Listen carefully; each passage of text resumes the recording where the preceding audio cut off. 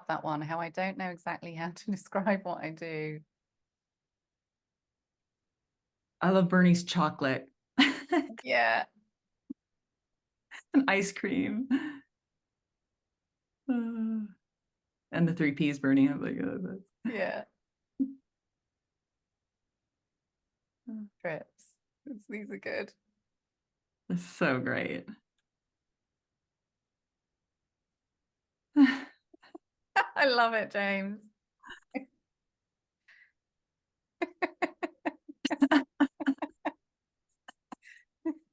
I love when James gets kidnapped, he gets fed psychedelics. Me too. Especially love that, Pam. Oh. So good. Well, thank you for indulging me. That was a good chuckle. Hmm.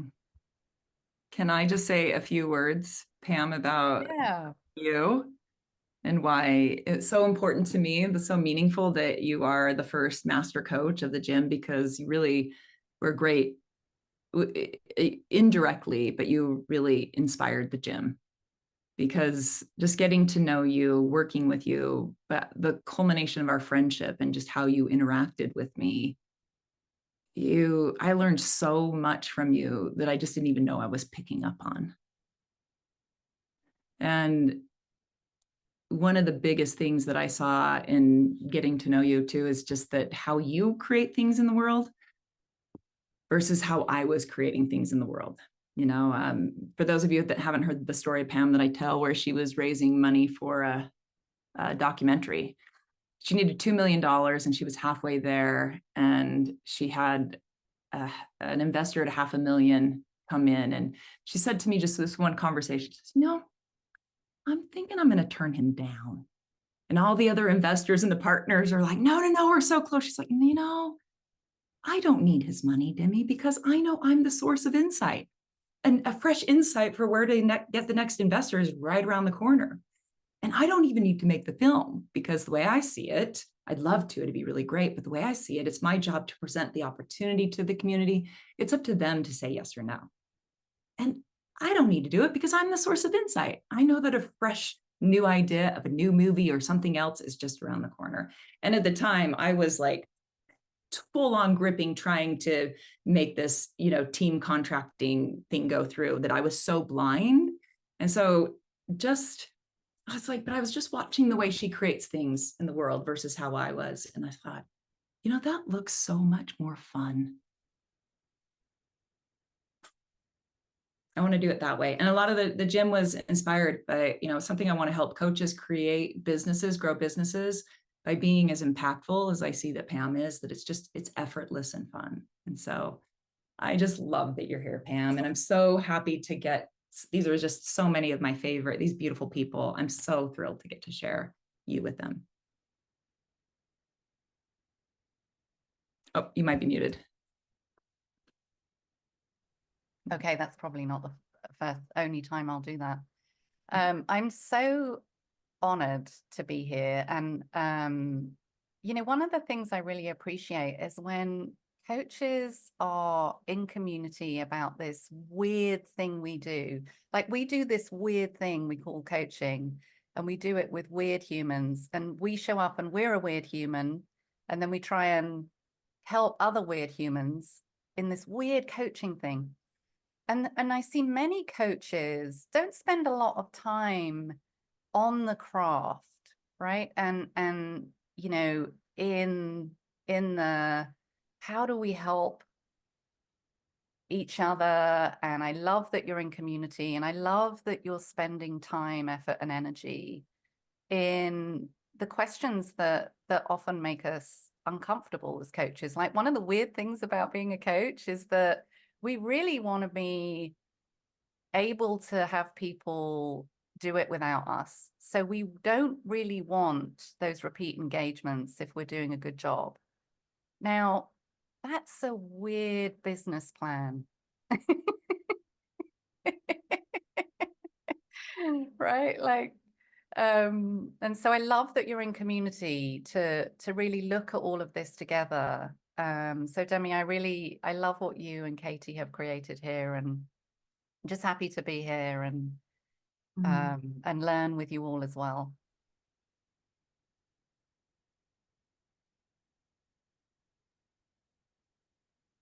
Demi, how do you want to sort of field questions? Do you want us to? Let's see. Well,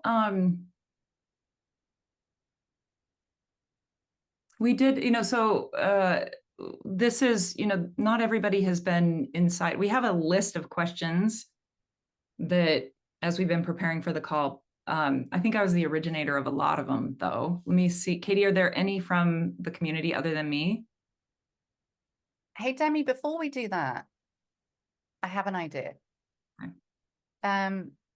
Why don't you each, I mean, here's the thing that I would say, just to give you a little more intel about myself before you think about this question, because I'd love you to think about what would be really helpful for you to walk away with from this call, right? I have been coaching for about 200 years. No, it's about 20. It's about 20 years. And I have been mostly working in organizations with leaders and teams, and also running culture programs. But then I also have done a lot of what you might call more personal coaching one-on-one. And I've also worked a lot helping coaches, especially with building their practice and building their mastery as a coach so that building their practice becomes very effortless because they're so good and they provide so much value. So that's the kind of, the sort of spectrum of work that I've been in over the last couple of decades.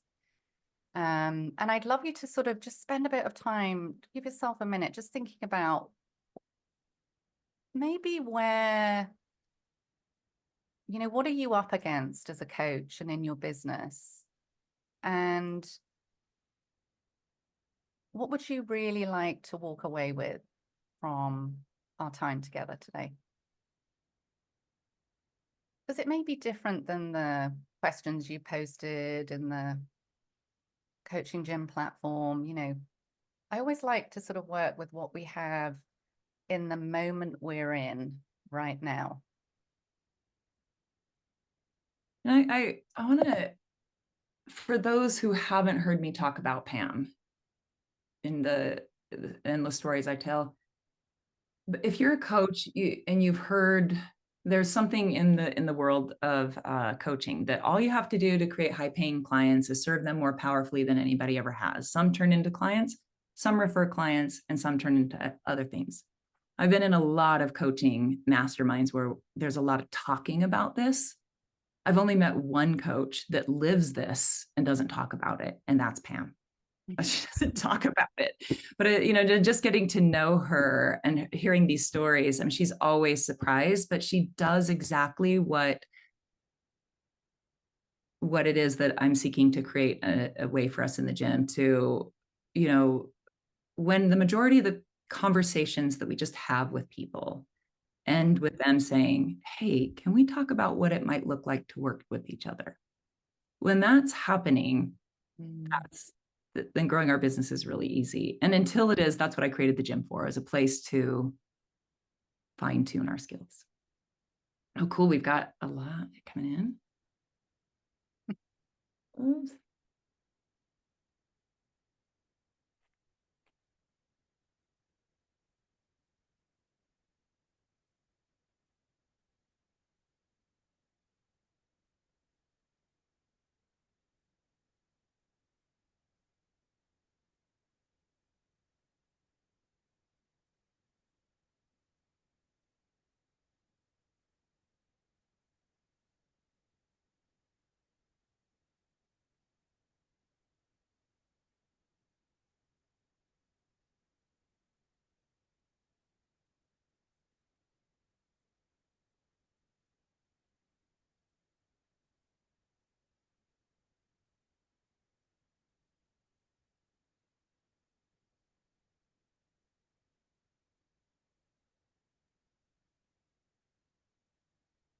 So Demi, do we want to allow people to raise their hands and ask their questions, or would you prefer we put them in the chat? Am I unmuted? I like them coming in the chat at first like this, so we can just sort of get a sense of the breadth of all the different questions. And then Pam, I guess I'll just let you kind of fill into, do you want to just take them off of the chat? And then you can, whoever's question it is, you can ask them further.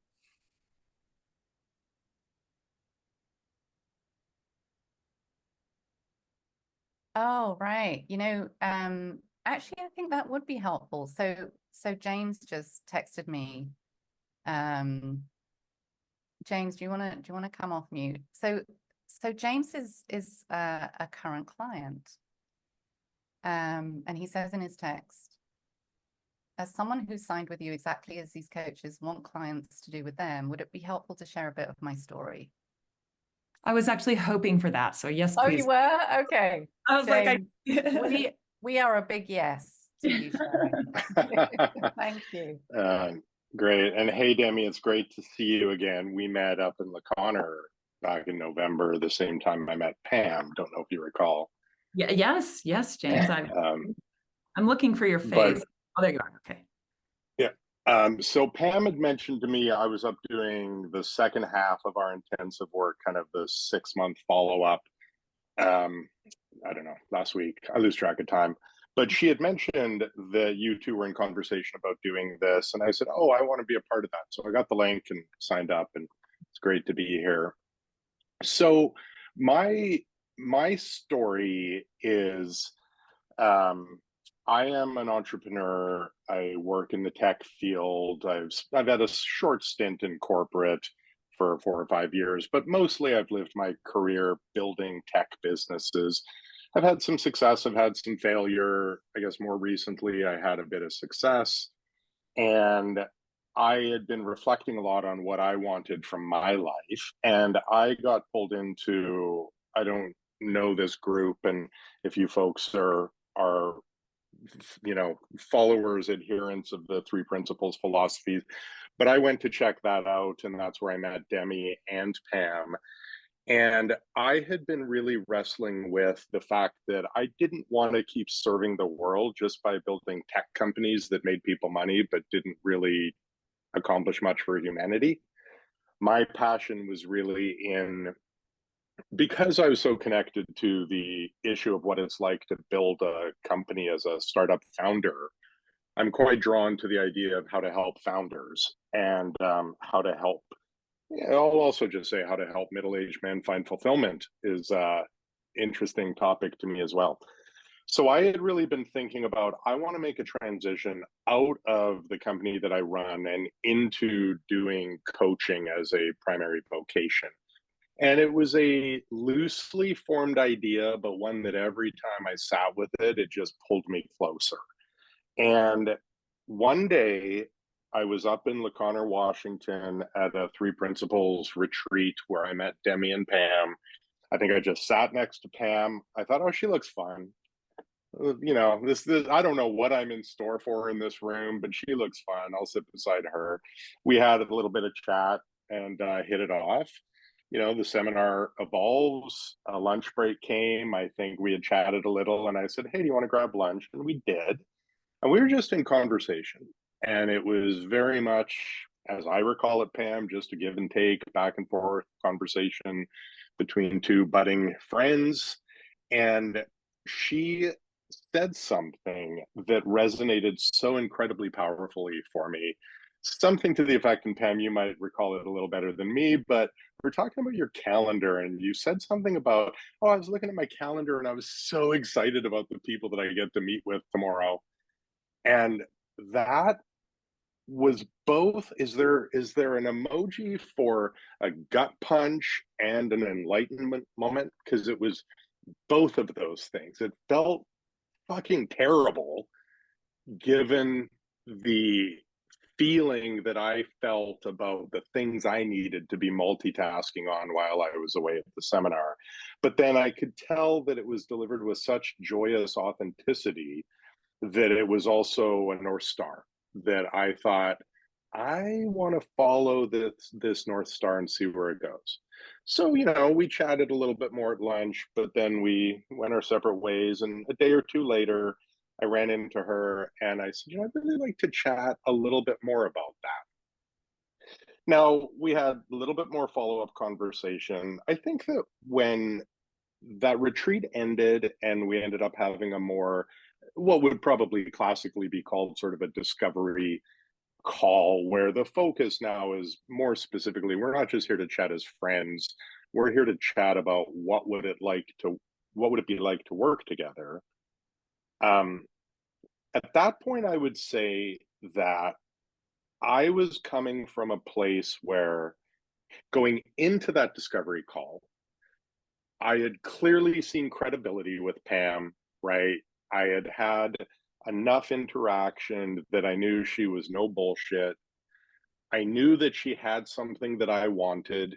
I knew that she was a path to a version of the future that I was clear enough on that I wanted access to. And I was not new to coaches. I've worked with classic executive coaches, nothing to do with life coaching or three principles, just, you know, business, team, efficiency, effectiveness, etc. I had done that thing. I knew that model.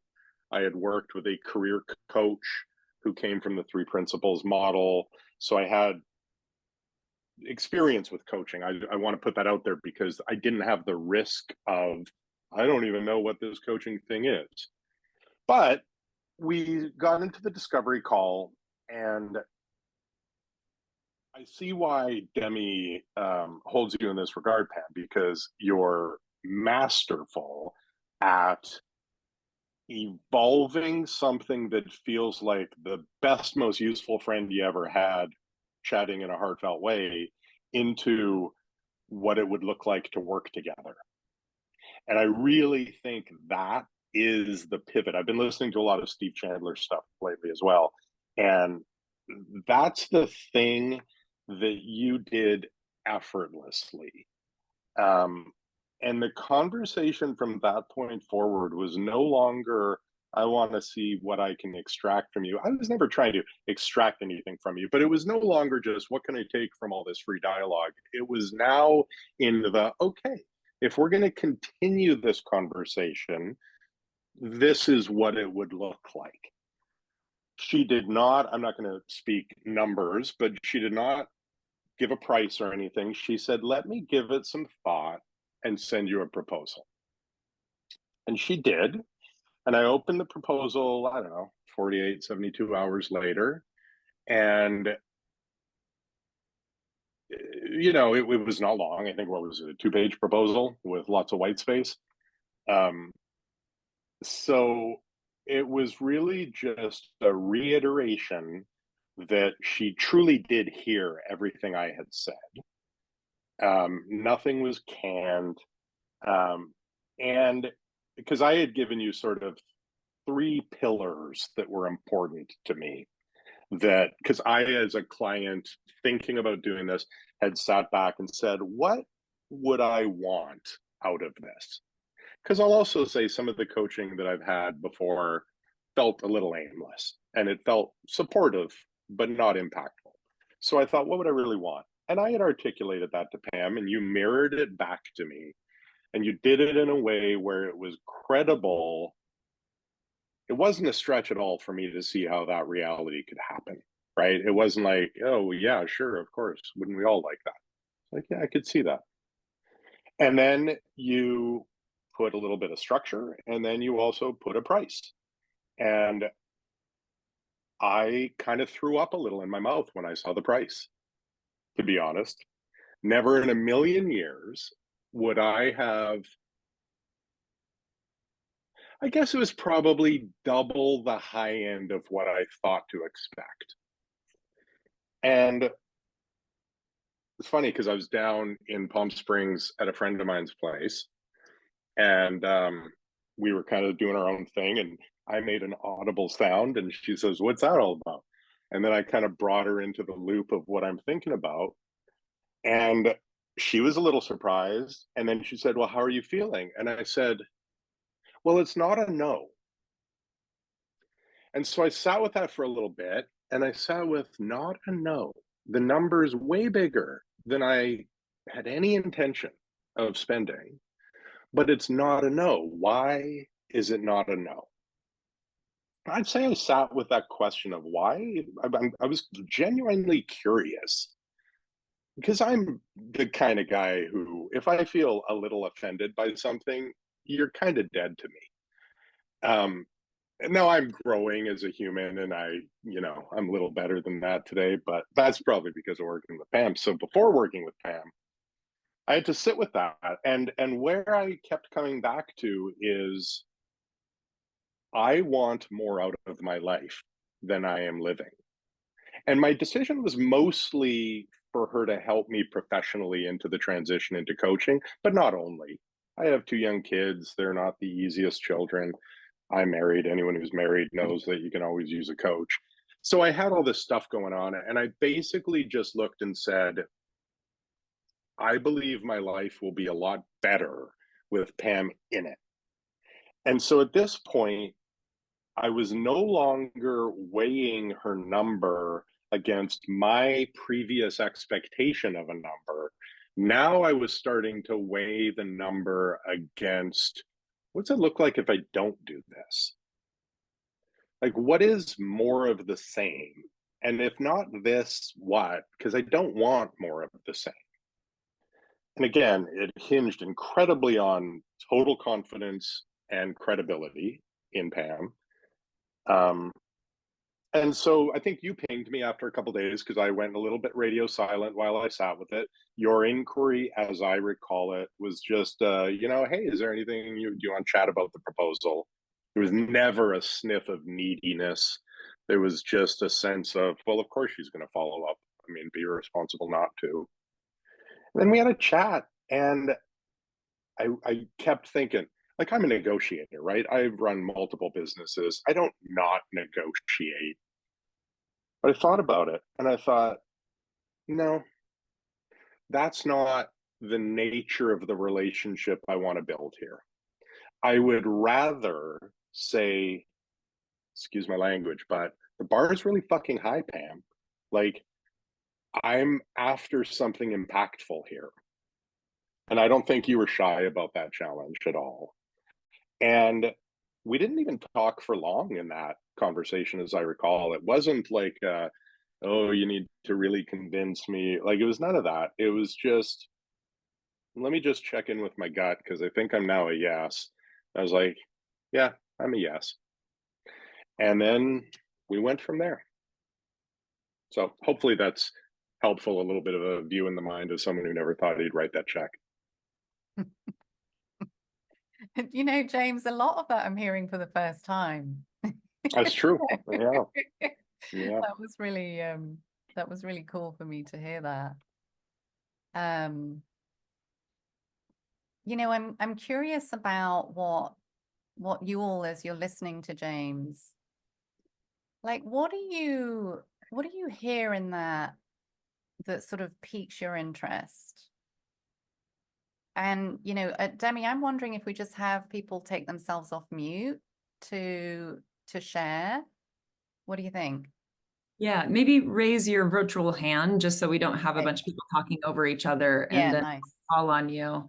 And yeah, and I love this, James. I think it's because it is such a rare opportunity to get to hear the backside story of it. And especially, it's one of the things I've been trying to parlay to our, the members in the gym is there's something so beautiful and effortless in how you've done it. And this story of James, I've heard many other stories like this. And they just really stand out and strike me. And that's really where it inspired the gym, is that, I know that all of us have our own version of Pam inside of us. Like, this is not, Pam is not special in this. This is all of our innateness. And it's, not a Pam version of ourselves, but just being ourselves as so, I don't know, just as so freely as you are. We all have that version in us. And so, yeah, so I just want to raise your hands. Let me see. How do I make? We have quite a few hands. We do have quite a few hands. All right. Let's go Hakan, and then Barbara and Dubam. So if you'll just unmute, Hakan. Hi, Pam. Yeah, Demi just said it. It was pure effortless. You know, there wasn't any of this neediness. And what came to me is, I'm going to say it came from a place of service and love. You know, the conversation we had with James. And another thing what James said, the bar was high. You know, when he heard the sort of money, it was like, holy shit. But one of the things that I know is for there to be effective coaching, there has to be that point of that holy shit, whether it be the money or something.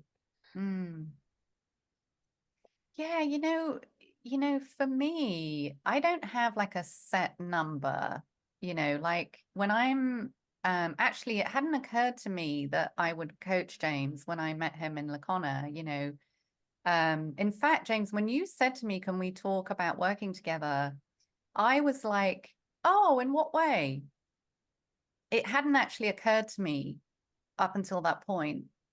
And then I was like, oh, it would be really cool to coach James. Like, what? That would be amazing, right? And then I started to sort of sit with the idea. And, one of the things, and I saw it in the chat, that it sounds like it was coming from love, because it always is with me.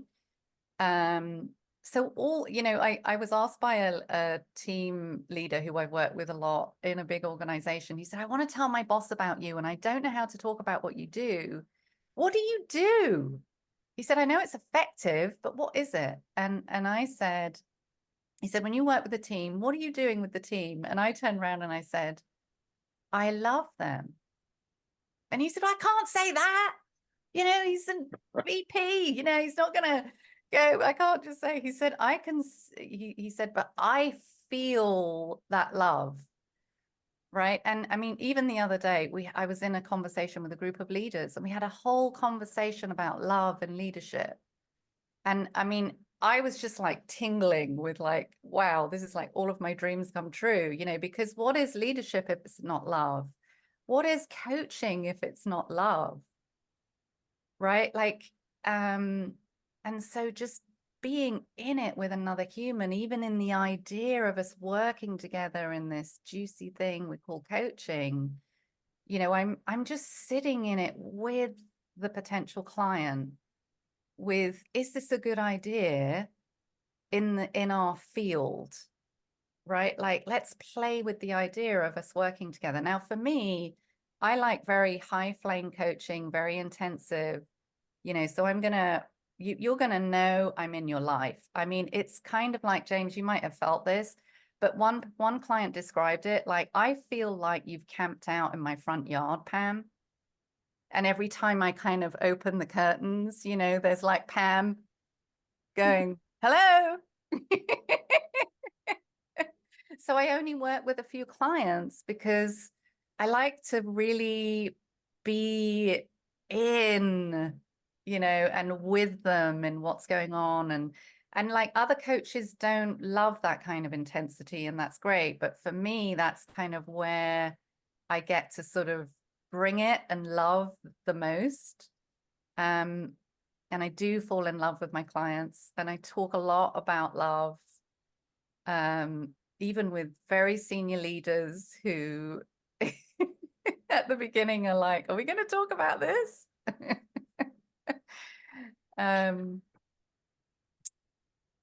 So yeah, I just, should we go to another question, Demi? Can I just finish up with one thing else that I noticed? So I've heard stories about you, and this interaction sort of proved it as well. It reminded me of Second Chance, Sid Banks' book, where in Sid Banks' book, Richard, the person with the mental shitstorm, he was attracted and drawn to Jonathan, the person in the book. And that's what I see with you. People are drawn to you, you know. And I've heard stories when you're in the queue in Costco. Yeah. I have found, I mean, I've got clients, you know, the number of clients I've got from, you know, sitting beside someone on a plane, you know, grocery store, just, I mean, it's, and a lot of referral, right? Because if you coach in, and it's one of the reasons why I want it to be kind of intensive, you know, because I said to James, I probably didn't say this to you at the beginning, James, but I think partway in, I said, you know, what I'm looking for is a top 5 life experience for them. I mean, that's the bar I want. I mean, really, I kind of want it to be top 3, if I'm honest. Right. And I'm constantly in the engagement, curious about whether we're getting there. Right. And if we're not, it's on me to create the conditions for that to happen.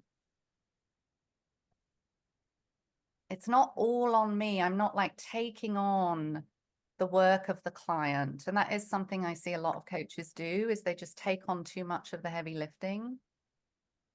And it's all done in a very well-meaning way, but it's not in service to the client.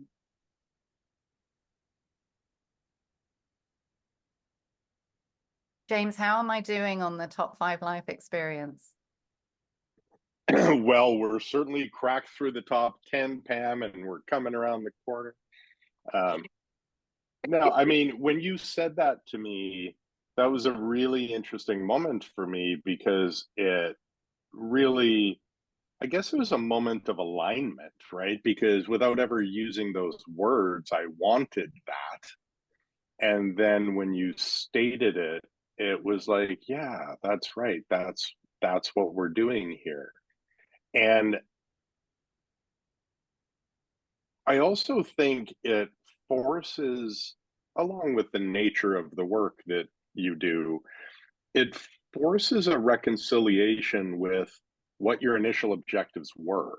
Like, I think you said something, and it might be worth you commenting on this, that like the engagement is almost never about what the client thought the engagement was going to be about. Like, I think I'm tracking well on the things that I very clearly articulated I want to make progress in, but that wasn't the work, you know? And so if I use that lens, I mean, I wouldn't really use that lens. I'd use the lens of who am I and who was I before? Nice. Oh, yeah. Like, there's a chance, Pam, there's an outside chance that I might take my headphones off on an airplane now.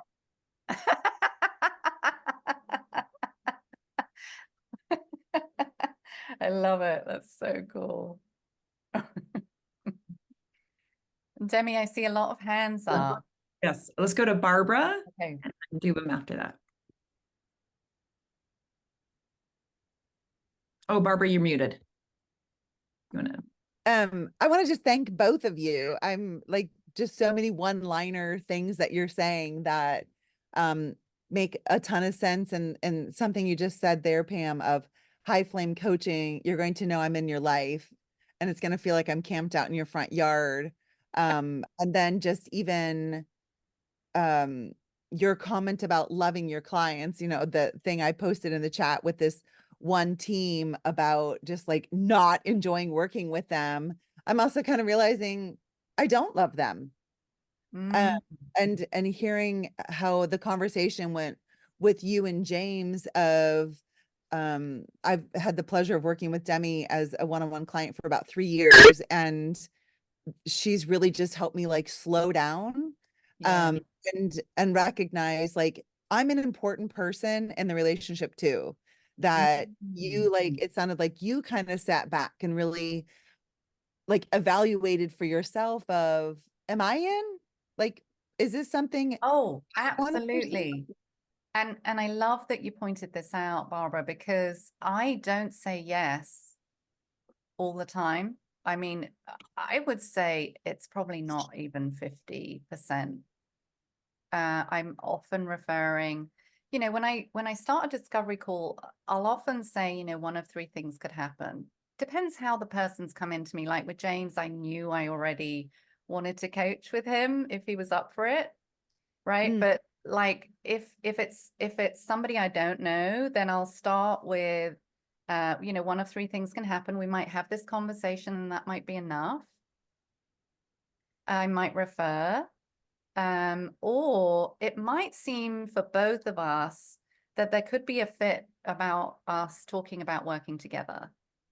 But I'm really not attached to which three of those outcomes happen. And so, if I get, partway through the call and I'm really getting that sense that this is just not a fit, then I'll often call it early, and I'm really thoughtful about referrals. I just want people to be served. I want, the best fit for them and for the other coaches and practitioners that I refer to. I just see it all as an ecosystem, and we're just going to find our people. And so, yeah, it's just, to me, it feels like playful in a game, like, oh, we get to sort of play in the sandpit together and see if, there's a potential that we want another play date. Oh, okay, great, there is a potential, or not so much for me. I don't really like the way you mess with the sand over there. And, and certainly for me, like, I don't do well with a client that isn't really up to much in life. Right? Like, I kind of get bored by that. If somebody comes and says, they want help working out more, I'm like, really? And one of the things I'll do is I'm looking to help them find the spark. So when clients first come, I find that often what they say they want is, kind of not really all that exciting to them when you really press them. But can I help them find in that discovery call where the spark is? So I definitely take what they first say to me at face value, and then I'm probing and looking for what really does light them up. Where is that spark? And then am I interested in what they're interested in? Like, with James, I was like, wow, I mean, basically we're helping founders who are basically changing the world not be jerks. Yeah, I can get behind that. If I can help somebody who's helping that happen in the world, that was really cool to me. So I have to have a little bit of spark about their spark. But not all coaches do.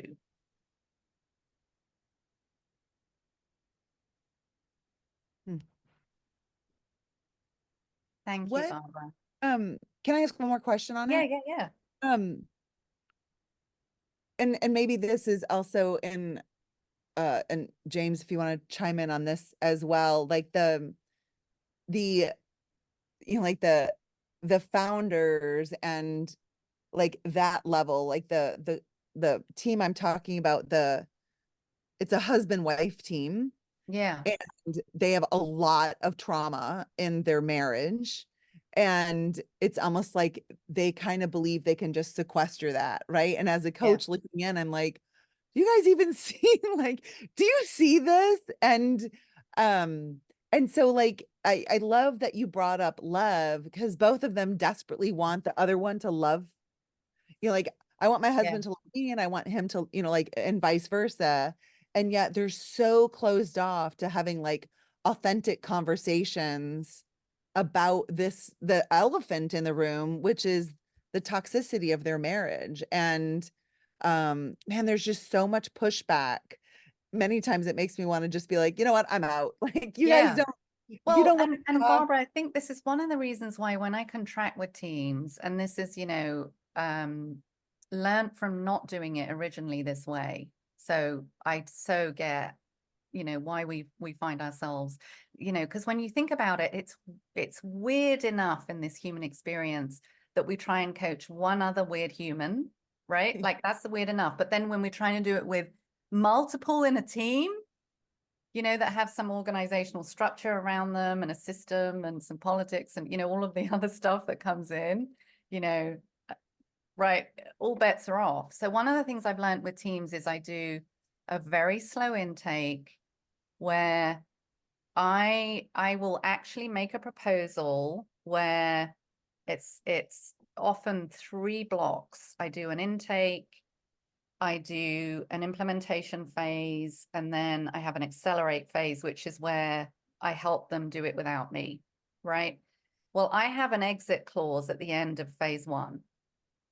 And I exercised it a few months ago. So I was working with this team and I did the intake, which is one-on-one interviews with everybody on the team. And then I did a couple of, I did a leadership team half day and then a little bit of extra time with the CEO. And we got to the end of the phase 1 engagement and I exited. I said, the CEO is not on board and I'm out.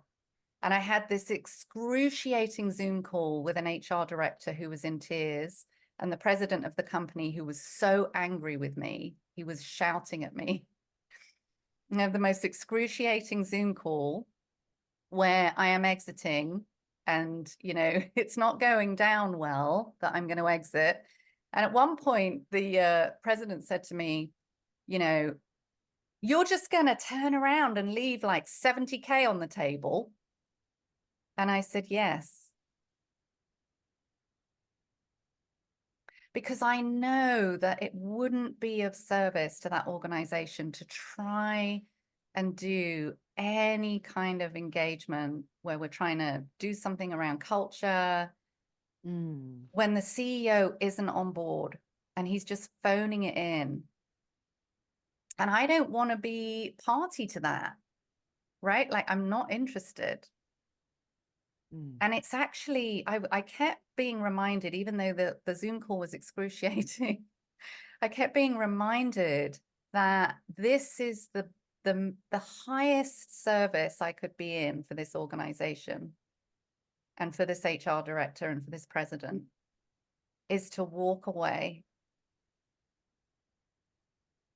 Right? Like as hard as it is, and, I went for a long walk.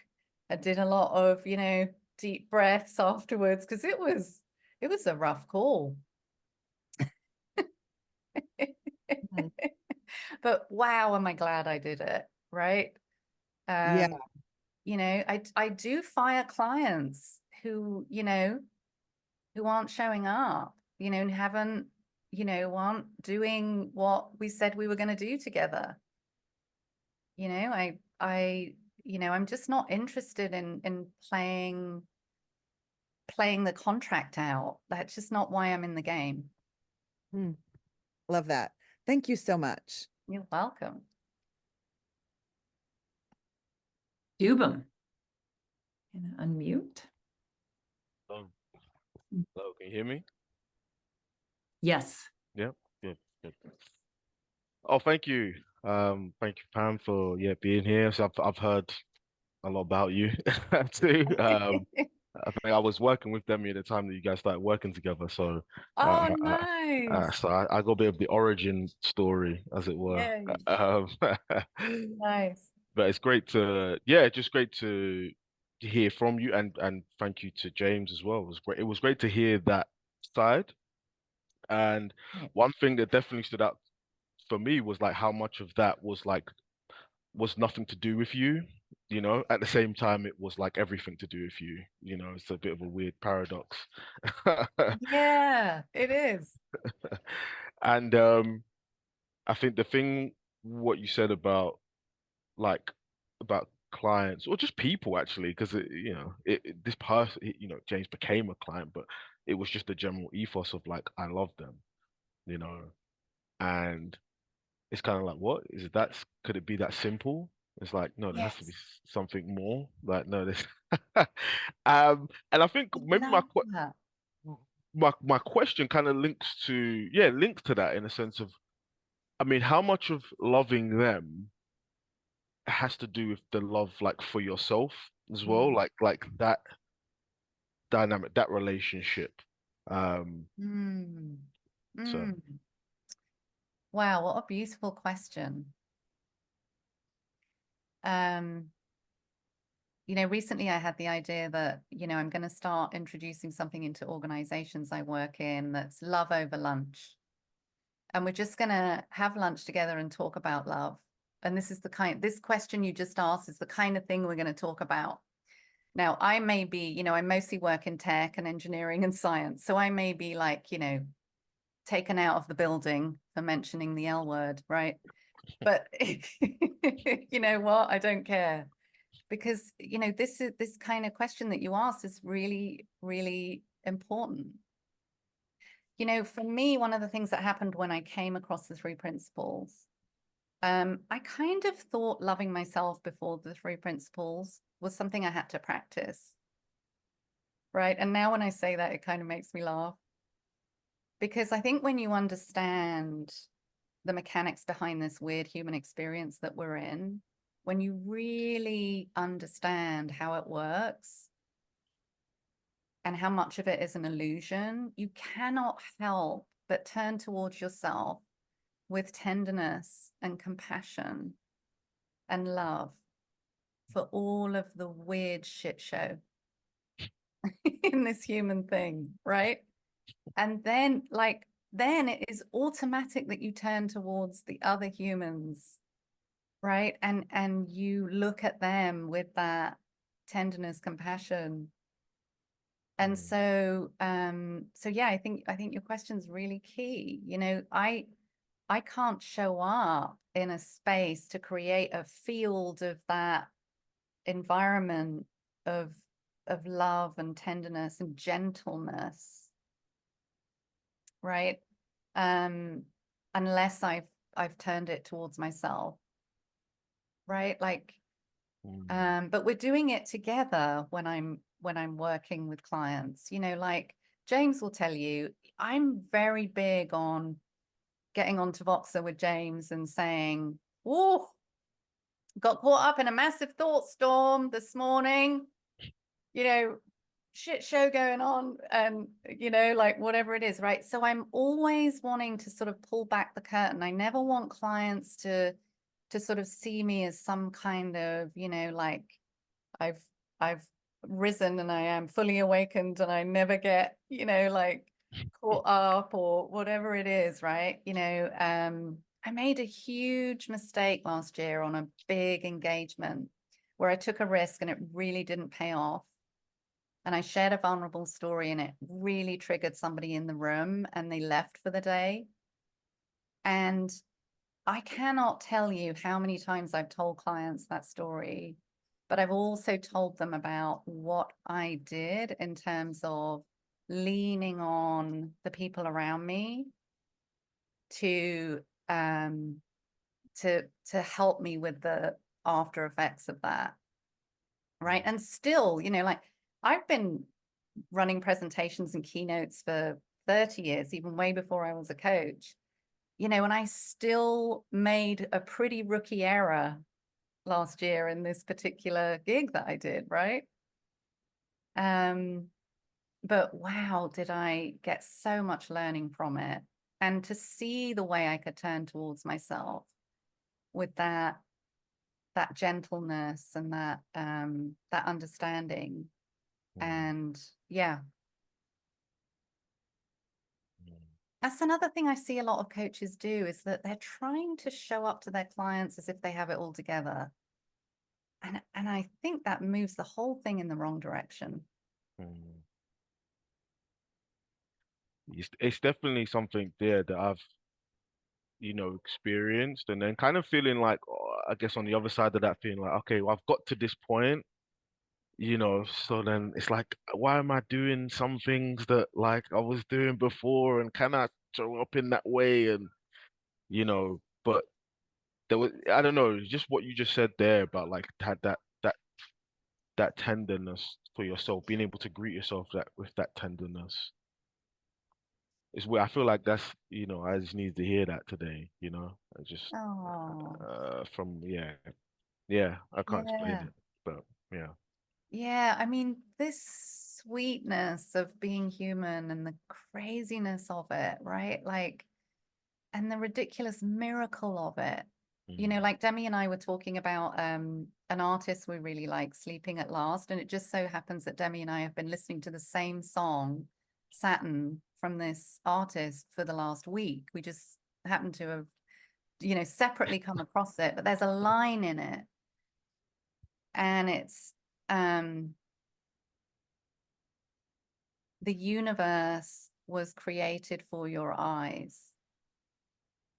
I think sometimes, God, it chokes me up just saying it, right? Sometimes I think what we're doing in coaching is we're sitting with somebody in the field of love and creativity, and we're basically turning their heads towards that reality. What if the universe was created for your eyes, right? And we're sitting in the field with them, in service of them. But it's not coming from me. I'm just sort of helping that channel in the field to self-generate and emerge on behalf of the client, but it also feeds me up, it fills me up too. I mean, I don't know about any of you, but coaching is one of the most energizing, fun things I get to do in my life. I still pinch myself that I get to do this every day, because it's such an intimacy that we can create in these coaching relationships that most people aren't having in any other relationship in their lives. And when you get to slow down in life and be with another human and look at this amazing opportunity we have, it's just something special.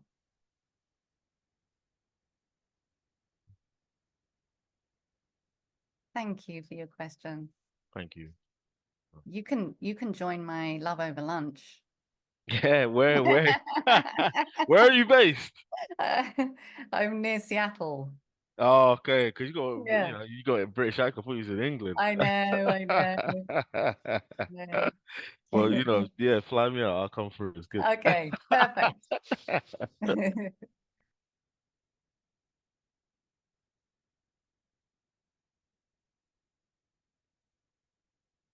I think you're on mute, Demi. Thank you. Yeah. Andrew. Probably two quick comments and then a question. The first comment is that the feeling that you generated in me and probably most of the other audience as you're walking through the love that you're experiencing and sharing was what so many people seek. They just want to experience a version of that. And so when you're talking about sitting in the field with someone, you just did that. And when we can do that with our clients, they feel it and they crave it. Oh, yes. Oh, Andrew, I love that. They do crave it. And we know it, don't we? Like it's a place, it's this familiar place, but such a soft place to land. Yeah, they know it. Like it's home. Yeah. It's home. Yeah. Yeah. The second observation was, as James was going through, he mentioned something that I think helps most people make a decision to engage with coaches. He mentioned something along, I could see a future path with you. And that one just stood out because in the buying decision that somebody's going through, what you're really selling them is the future version of them. Yeah. And if you can give them that top 5 experience, why it becomes a top 5 experience of their life, they have stepped into becoming that new version that they were craving as well. Mm. And they already are it. Like, all we're doing in coaching, I feel like, is we're having them know what they already know, having them see the value of knowing it. I mean, constantly, if you look at the origins of the words to educate, it is to draw out. And for me, all I'm doing is I'm just pulling on the threads that they give me. And if I don't find a juicy enough thread, I just keep going until we do. Right. And I'm just like, oh yeah, this one's got some, yeah. And I'm just drawing out what's already there, rather than trying to pour in. I think that's another thing I see a lot of coaches do, is that I so get it. You know, it looks like we need to add value, so we need to put more stuff in. Right. We need to teach them, right? Tell them. And I find that the less of me that's in there, the better.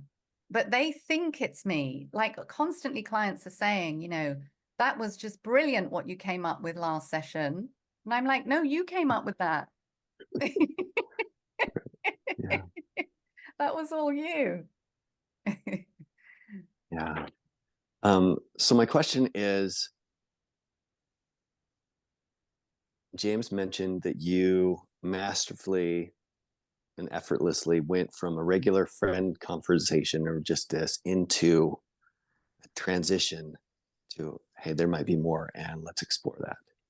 And that's a crux that I and others struggle with. And it's almost like, Yeah. Is there any intention that you're doing, or how does it go? Does it just naturally come through love, or how do you make that effortless transition in the conversation from just, hey, we're having a conversation, to let's explore working together, and what that might be? I think one of the things is, I don't see that it's a leap.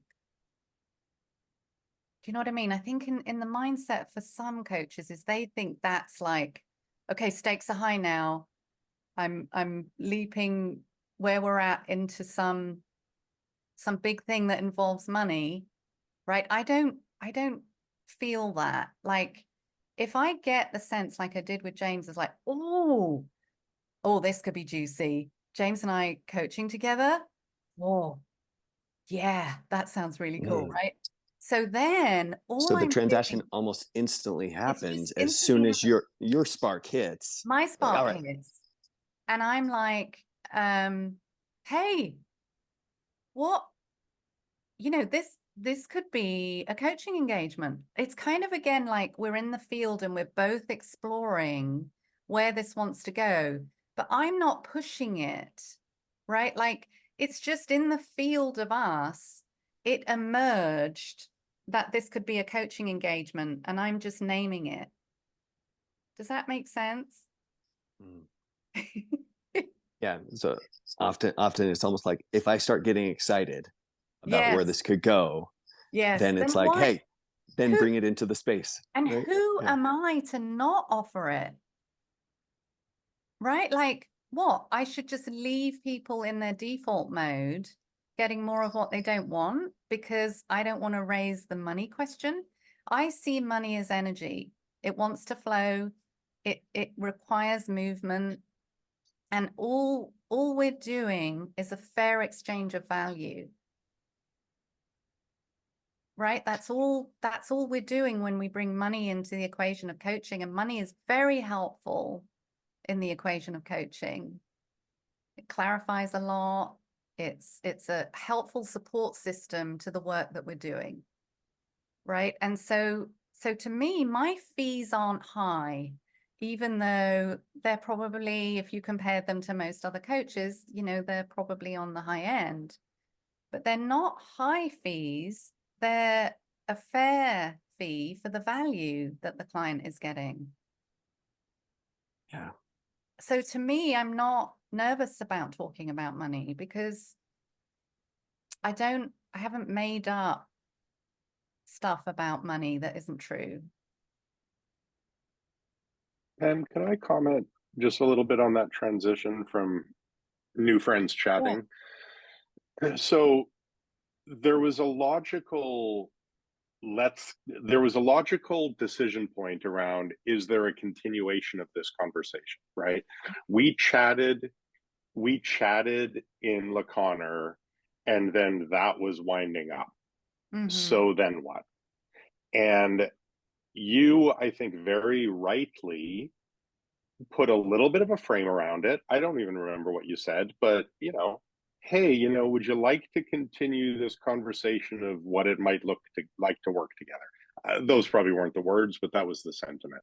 Yeah. At that point, I was under no illusion that that's just two friends chatting over Zoom when we get home, right? So it has now taken on a new frame. And I think that it's important. It would seem to me that that shift from, would you like to continue more of what we're doing? This is what it could look like. Yeah. Yeah. And I don't think we need to feel like we've moved the conversation into some scary place. Like, you're just exploring. Like, if it feels like that's the place to go, then why wouldn't you just throw that out there and see how it goes? I recently just got a client from somebody I met for 15 minutes at a New Year's Eve party in a kitchen. And she was quite drunk at the time. And she, I know. She reached out to me the next day, and she had contacted the guy who had run the party, who'd organized the party, because I was only at the party for half an hour, long story. And she reached out to the guy who'd set it up and asked for my contact information. And she reached out to me. And something I had said to her about leadership, which is that you always need to build receptivity first. And I think this gets missed, by the way, with coaching. I think it gets missed in leadership, and we just assume that receptivity is there for what we're trying to do with someone.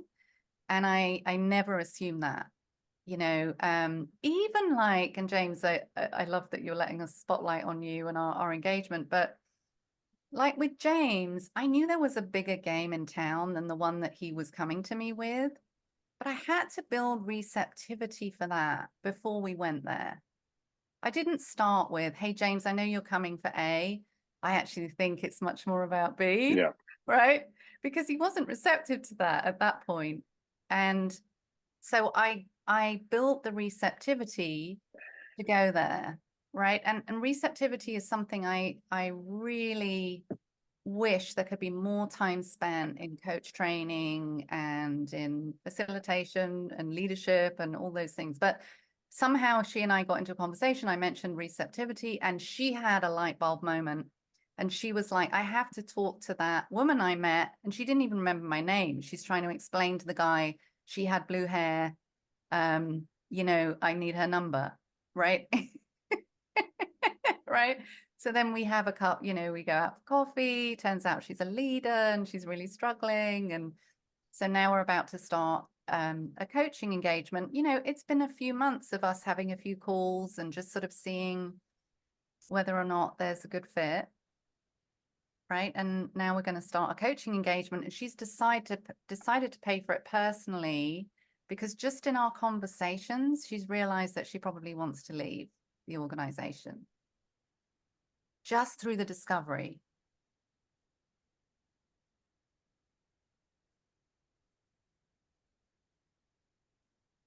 All right, we're getting short on time, and we have quite a few more people interested in asking you questions. So let's go to AJ next. Thank you, Andrew and James.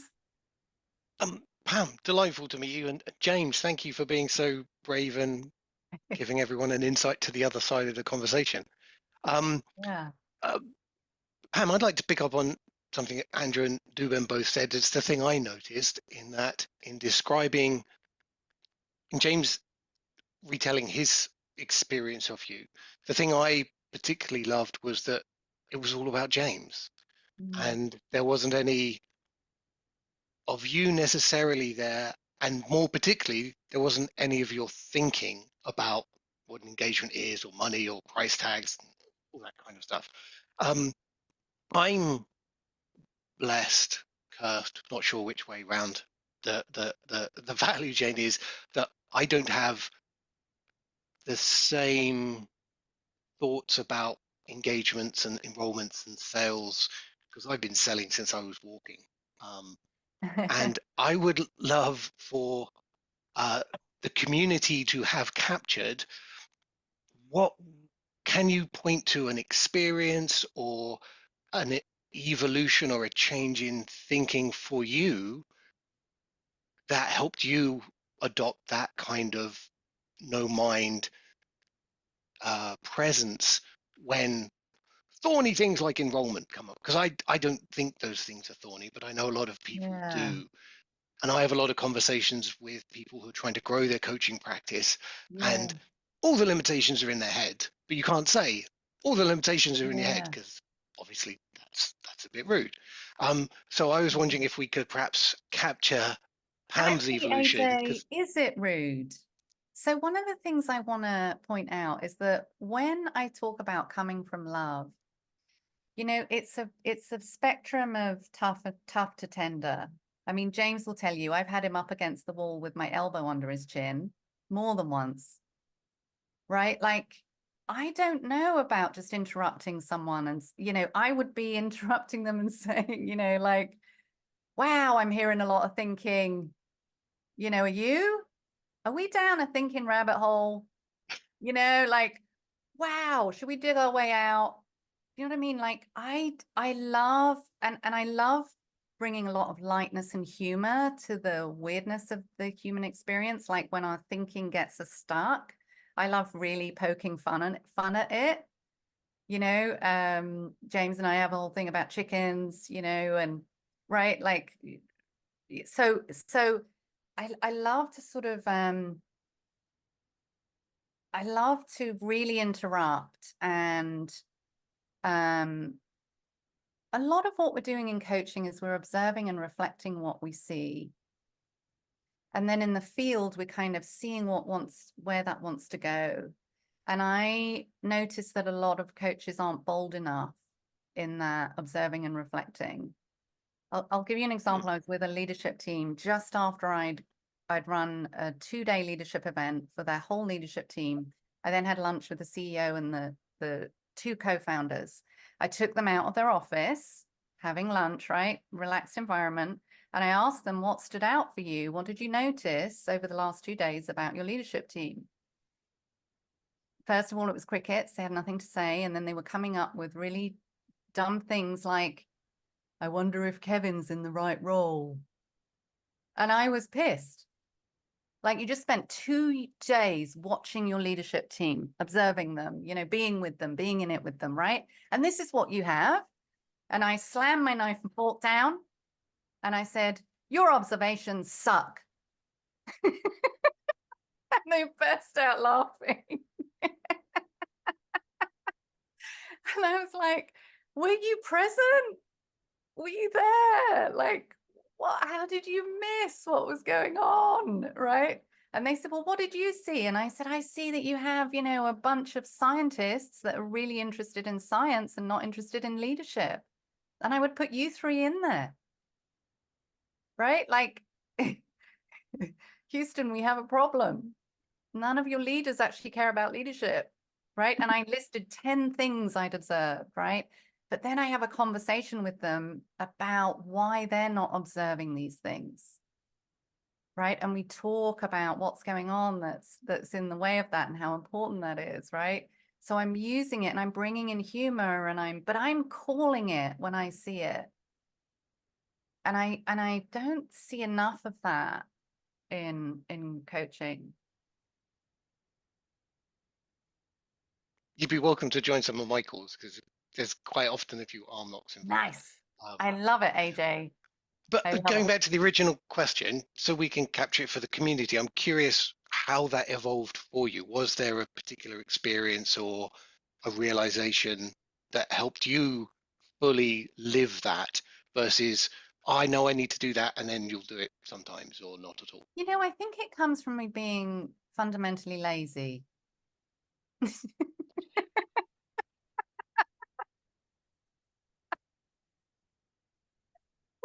Liked like really working too hard.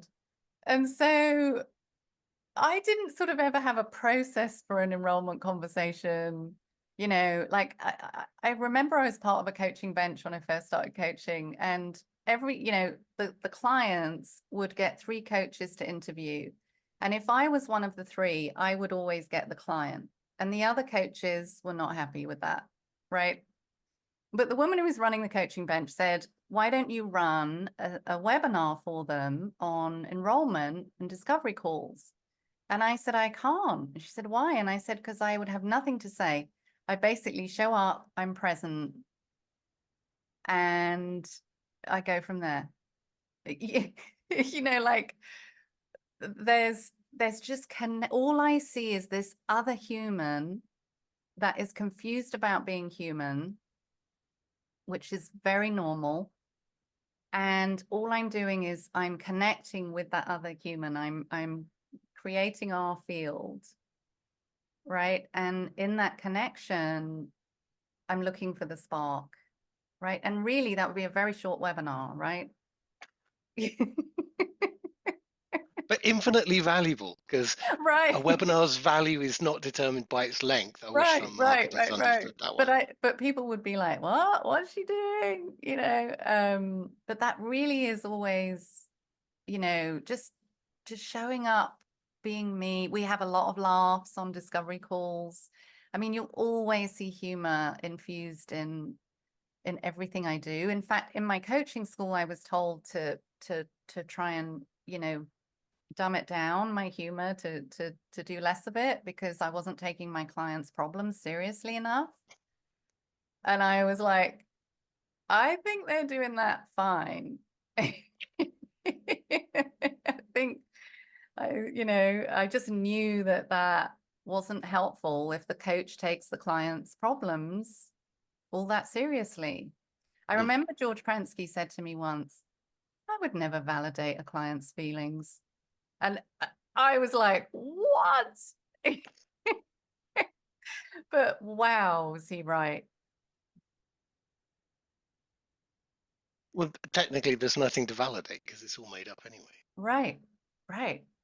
But yeah, I mean, it's yeah, I think just connecting with another human and then just seeing if there's anywhere this wants to go without anything on it. Yes, I think what I'm picking up, and perhaps what we can record Sorry, AJ. for others, is the lack of things you turn up with. Yes. Like most people turn up with a script, a framework. I've got to get this. I need the money. The mortgage is due or whatever. But if you just turn up and you leave that stuff off the Zoom call is much more in the field, as you described. Yeah, we're just in the field with another human, and it's so fun. And then we just get to see, is there anything that wants to be played with here? And sometimes there isn't. And that's great. You just had the chance to meet another human, and you never know. I mean, I've had tons of referrals from clients that I didn't coach with, which is crazy to me, right? You know, I get to the end and say it's not a good fit, but, you know, here's a referral, or, you know, whatever. And then they refer me to other people who end up being a great fit.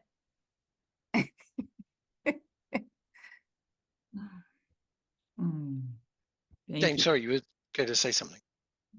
I was just going to very briefly interject that one of the things that Pam does really masterfully, like I've never experienced, and I didn't realize what she was doing. Now that I understand 3P better, I do. But she is masterful at being with me when I'm feeling a very bad feeling.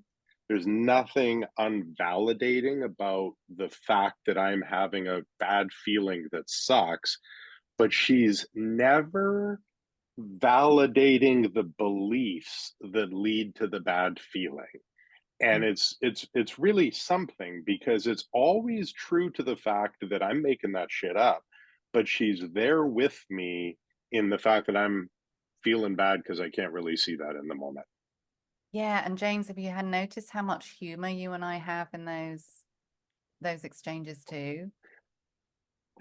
Cry laughing is really an interesting experience, isn't it? Wow, when we can help our clients with lightness, you know, humor helps us cope, connect, and create. It is a superpower in every human, right? It is part of our resilience system. That's how I see it. When I notice that somebody is what I call light-minded, right now, you know, all bets are off. We can create anything, right? And, you know, and humans are going to dip in and out, right? But we can use that like-mindedness as a way of knowing where we are. You know, I use it myself when I'm coaching, right? And I notice as clients get to understand more about the weirdness of being human, they naturally become more like-minded. They naturally make fun of the humanness. And they take themselves less seriously. Pam was telling me yesterday on a call, she said, yeah, clients often tell me when I start working with them, they often remark that I notice I'm getting funnier. Yes. I had the same experience of being with you. And I tell my husband, I love it when I talk to, I'm just so much funnier when I talk to Pam. And I don't consider myself a funny person. I think that I find myself, I think that's really funny. Like, for those of you who don't know, I hired a comedian once to try, like, that's how serious I took this work. I hired a comedian to make me funny because I knew that would be better for business, right? Like, I find that cool. But the idea that any human isn't funny, that is totally untrue. Yeah, totally. Right? Totally. Like humor is, it's innate. I mean, watch kids, just see how effortlessly they find life funny. But you know, to find life funny, you need to be onto it, right? You need to kind of be onto how it's tricking you, and you know, and you also need to trust life to find it funny.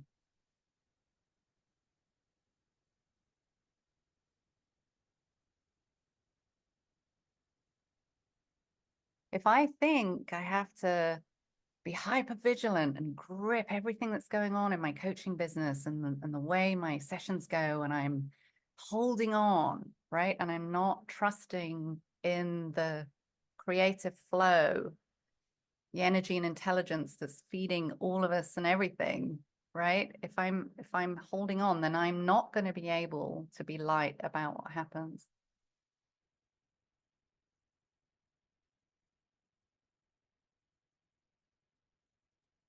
Well, we have 5 minutes left, Pam, and I know we have got a couple people with more questions, but I know we want a few minutes to announce what's been percolating, what we've been noodling on. For those of you who have gotten the noodling, I got that from Pam too, like the noodling on it. Yeah.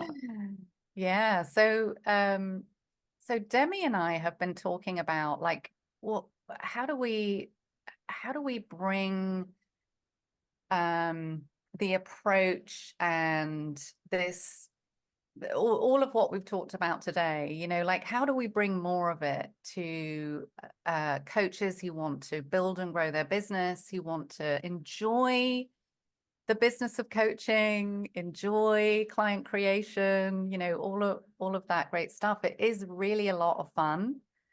And how do we help people do that with more ease? It's kind of, as I was thinking about this, Demi, I was thinking about it sort of moving from squeeze to ease.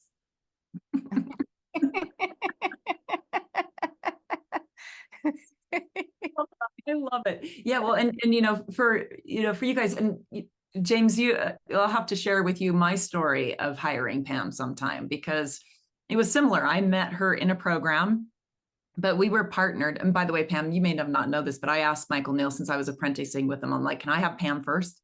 I asked her, like, I secretly asked to be paired with you. Wow, I didn't know that. I know.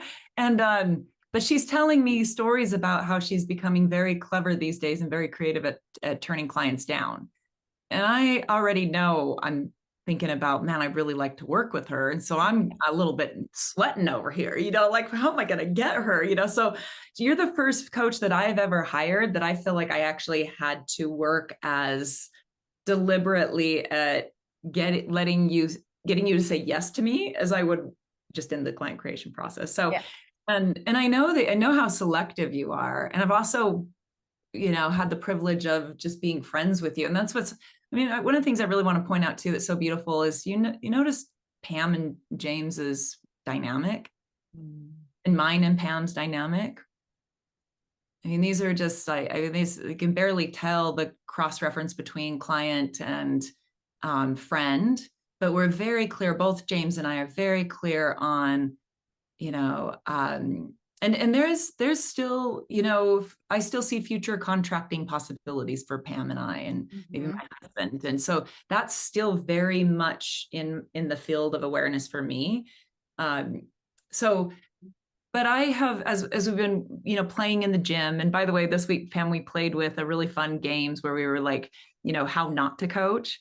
Nice. And there were so many of the funny little things in there that I've seen Pam do this brilliantly, like how not to coach. And it's just like so fun. But I have wanted for myself and for all coaches to have an experience of Pam in the way that I have, that has really influenced me and shown me this new possibility of ease and playfulness and love, like more of that.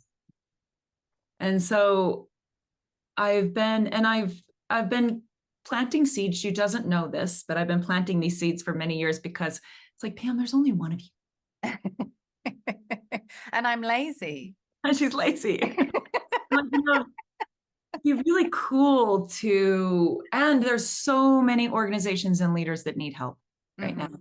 And That's so so I've been planting seeds and sort of prodding and hoping that. So Demi and I are putting together a pilot program, and we wanted to let you know that we're going to have a call to tell folks more about it who are interested on the 23rd of May at 9:30 a.m. Pacific time. So 23rd of May, I'll just drop it in the chat, and Demi will tell you more about the details of how to sign up, etc. And the title I have for it so far is Love, Death, and Money: Coaching at Life's Edges.